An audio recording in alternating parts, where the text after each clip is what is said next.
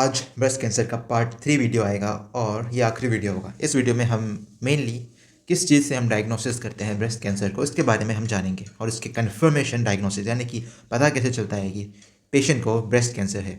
तो सबसे पहले हमने बात किया था फैक्टर्स के बारे में जो कि ब्रेस्ट कैंसर को जन्म दे सकते हैं। मेनली दो प्रकार के हो सकते हैं, जो है नॉन मॉडिफाइबल में मतलब आप उसे रोक नहीं सकते। ओके, लाइक अगर आप विमेन हो तो आप में खतरा ज़्यादा है ब्रेस्ट कैंसर का। आप चेंज तो नहीं कर सकते ना, आप मैन में तो नहीं बदल सकते। Okay, so this is one of the what non modifiable factor. दूसरा है एज। अगर आपका एज बढ़ रहा है तो आप एज को रिवर्स नहीं कर सकते। एज के साथ साथ ब्रेस्ट कैंसर का चांसेस भी बढ़ता जाता है, पर एज को आप कम नहीं कर सकते। ओके, रिवर्स नहीं कर सकते। 49 से आप 19 नहीं बन सकते। So this is some of the non modifiable factors जहाँ पे आपका कंट्रोल नहीं है। Whereas modifiable factors like obesity, अगर आपका वेट ज़्यादा है तो आप उसको कम कर सकते हो। फूड आप क्या खा रहे हो इसको आप कंट्रोल कर सकते हो। अगर आप कुछ केमिकल ले रहे हो, कुछ पिल्स ले रहे हो तो आप उसे कंट्रोल कर सकते हो। तो this is some of the modifiable factor और हमें इस पे ही काम करना होता है।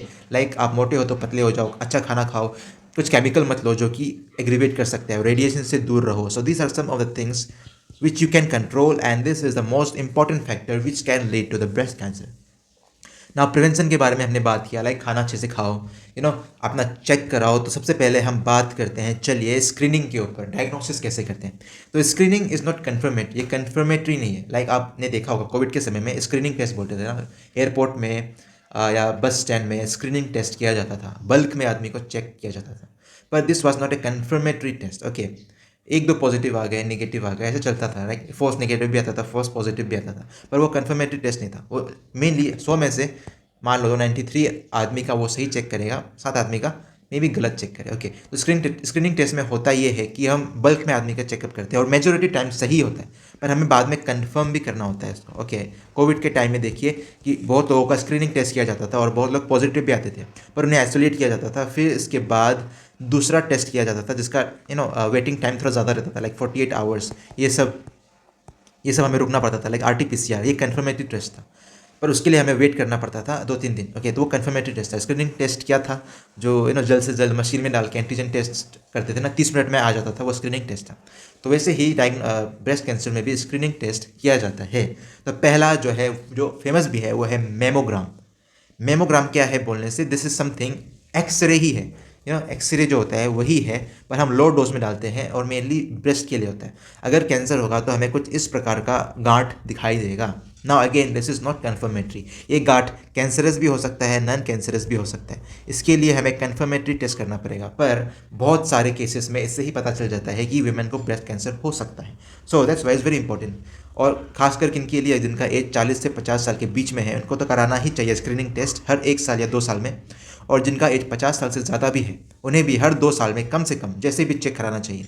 ओके, और जो हाई रिस्क वुमेन है, लाइक जिनके घर में पहले से ब्रेस्ट कैंसर के केसेस आ चुके हैं, उनको तो फ्रीक्वेंटली चेक कराना चाहिए। ओके, तो यही है। और प्रोस बोले मतलब इसका फ़ायदा क्या है, ये डिटेक्ट करता है ब्रेस्ट कैंसर को काफ़ी अर्ली। ओके, अर्ली डिटेक्ट करता है। पर लेट बोले तो, लेट क्या है बोलने से, false positive and false negative रहता है, जो कि हर स्क्रीनिंग टेस्ट का डिसएडवांटेज है। For example in covid also many false positive false negative होता था, 2-3 ही सही पर होता है। Okay, so this is the mammogram. Now breast ultrasound.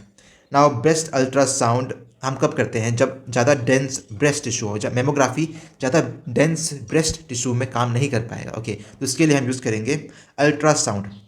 इसका फ़ायदेमंद क्या है, फ़ायदा वाला चीज़ क्या है, जब हम बात करेंगे तो प्रोज हैं इसके, इसमें नो रेडिएशन, इसमें रेडिएशन यूज़ नहीं होता, वेयर एज मेमोग्राफी में रेडिएशन यूज़ होता है।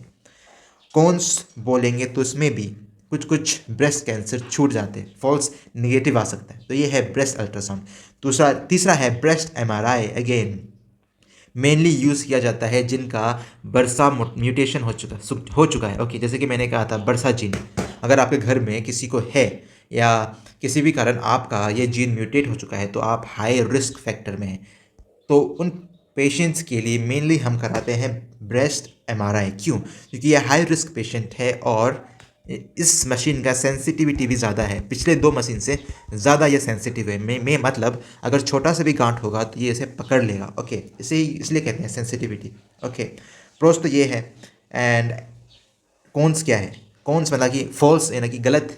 डिसएडवांटेज क्या है, डिसएडवांटेज ये है कि ये कभी कभी फॉल्स पॉजिटिव भी दे देता है।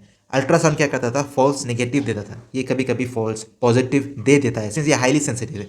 थोड़ा सा भी कुछ गांठ होगा तो उसे लगेगा कि ब्रेस्ट कैंसर हो चुका है। तो सबसे main disadvantage of breast MRI is that only कि ये फॉल्स पॉजिटिव दे सकता है। Now the clinical breast examination, sorry ये स्पेलिंग गलत हो चुका है।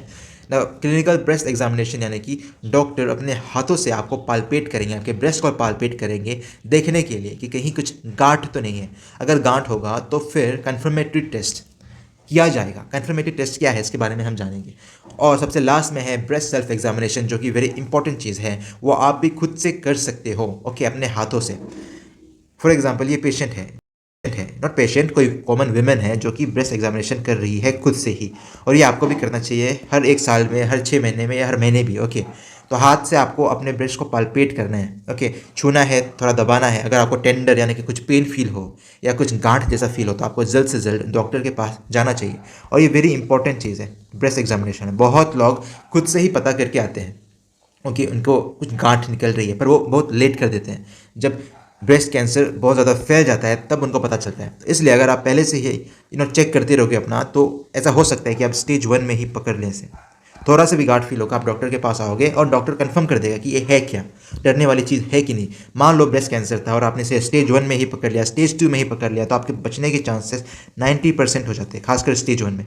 That's why's very important to do breast self examination. इसलिए ऐसा मत सोचिएगा कि आपको नहीं हो सकता। अगर आप वुमेन है तो आपको ये चेक कराना चाहिए once a month, okay, 2 to 3 days after periods, okay. कब कराना चाहिए?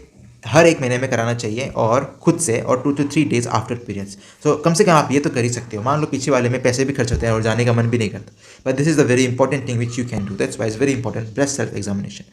ओके, इंपॉर्टेंस मैंने बता दिया पहले पता करने के लिए। और कन्फर्मेटरी टेस्ट क्या है? कन्फर्मेटरी टेस्ट है बायोप्सी, ओके। बायोप्सी में हम जहाँ गांठ है, मान लीजिए आपका ब्रेस्ट है, ओके, यहाँ गांठ है, तो यहाँ हम एक बड़ा सा इंजेक्शन डालते हैं और ये टिश्यू को हम लेते हैं, ओके। इसके बाद हम इसको माइक्रोस्कोपी के लिए भेजते हैं। जो माइक्रोस्कोप यानी कि जो पैथोलॉजिस्ट है वो इस टिश्यू को देखेगा, और अगर उसे लगेगा कि ब्रेस्ट कैंसर है तो वो रिपोर्ट में दे देगा ब्रेस्ट कैंसर, और ये कंफर्म हो जाएगा कि आपको ब्रेस्ट कैंसर है। तो बायोप्सी के थ्रू ही कंफर्मेटरी टेस्ट किया जाता है। तो ये वीडियो थोड़ा लंबा हो गया, आई होप आपको समझ में आया हो। एंड ये लास्ट वीडियो था ब्रेस्ट कैंसर के ऊपर। So thank you so much.